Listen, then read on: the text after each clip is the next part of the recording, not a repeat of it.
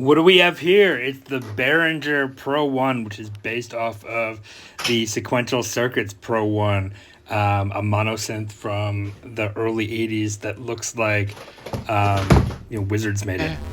Dagger Trowan. And people always say that like Moog is the best instrument in the synth world, especially when we're talking about analogs. But when I look at people who have rigs that are doing truly awesome stuff, I see more sequential products there, and so this thing is pretty cheap. I think I paid about €100 for it used, and it does smell a little bit like it was stored in a smoky bar from the '80s. So even more of that great '80s nostalgia coming out. And there's this like ribbon cable here that I have no idea what it's going to do. There are some 1/8" patch ins and outs here. We got a power supply, that's good, but yeah, it does stink. And the whole vibe of this instrument just feels like one of those wizard vans of those pewter wizards that you'd see back in the '80s. The font on the machine, the way that it's built, just feels super duper '80s. Maybe that's good, maybe that's bad. So interestingly, this has a MIDI in up on the top, but also a MIDI out and through on the back, which is, I guess, cool if you're chaining things up. The output's back there with a 1/4 inch, got 1/8" inputs on the top. Now the Pro One originally was a full keyboard as well, and I just wanted to compare it to the Behringer Grind, which I've noted for its good build quality. Both of these have some sort of wood-like substance used for cheeks, really giving you more of that analog flair. This one has a manual too, so I'll probably read that at some point, but right now I just wanted to tear into this, putting it up a little bit so that we can see how this looks from the camera so that you're not blinded by me trying to fiddle with the knobs. So now just powering it up using the Korg Minilog as a controller. I'm starting to hear what this sounds like. We do have two oscillators, oscillator A and B. The oscillator B has the low frequency selection. You do have a whole bunch of modulation that you can do on the left, and of course we've got a really fantastic filter that I think is probably one of my favorite things to note right out of the bat. And then of course the filter has its own ADSR, and then the amplifier also has an ADSR. So there's a lot you can do here with the knobs that you have. And of course you have a mix of oscillator A and B with the ability to add noise on it. Just one kind of noise, which I guess is fine. And then there is glide, which is what it is, and a pretty complicated LFO, which is also kind of cool. There is a step sequencer involved here. There is a very simple arpeggiator, which I'll get to learn a little bit. But overall, this is kind of cool because you do have a poly and a mono mode, and that does give you a bit of action.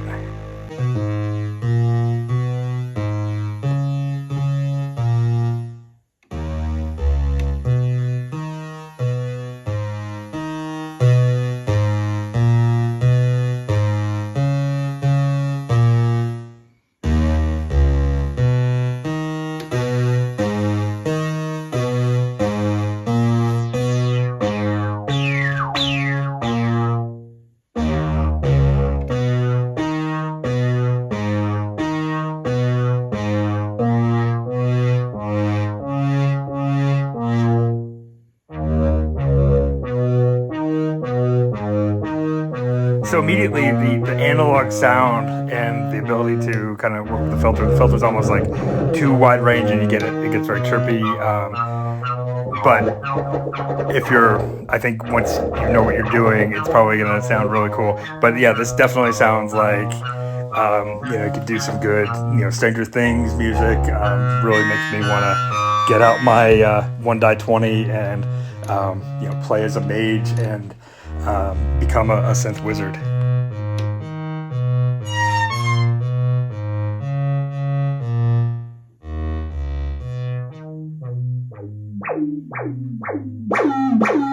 And there's some of that chirpiness that I was mentioning. It's, I think what's really cool is that you do have a lot of range, but of course, with great range comes responsibility to not suck.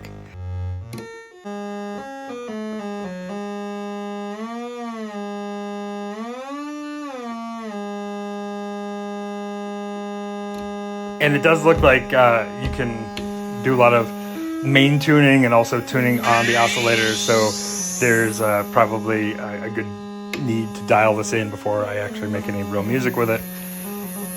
And again, going on like the breadth of what these knobs can control, the ADSR is extremely wide, so you can have, if you keep your sustain going, you can have endlessly droning sounds, but if you put your decay all the way down, you're going to get basically no sound out of it. Really cool that there is so much range in this, because I think that will allow people to do some fun things.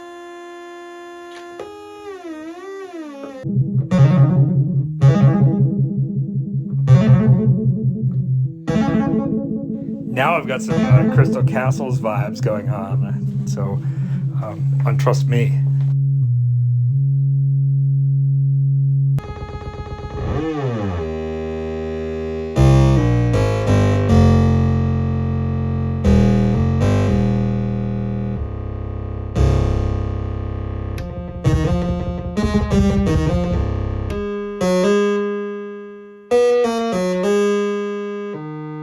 So before buying this, I did listen to the actual Sequential Circuits Pro One and what that sounds like. And of course, I'm looking at YouTube videos. I think this sounds pretty close.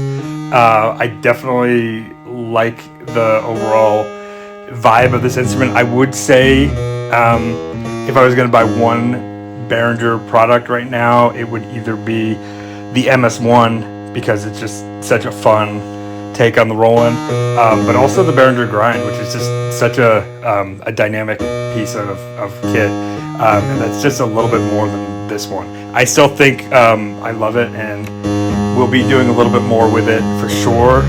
It's less complicated than like the ARP 2600 clone, which of course you've probably seen me failing with continually. I like to just hop on an instrument and go, but this one does feel like with a little bit of understanding, which I'm just starting to get now, there's a lot that we can do with this, and for that cool, gritty 80s sound, it will be a pretty cool instrument. So like and subscribe if you wanna hear more. Obviously, if you have questions, if you have thoughts about this instrument, I'd love to hear it. If you have thoughts about me, I might like to hear it. Whatever, I'm just kidding. Have fun.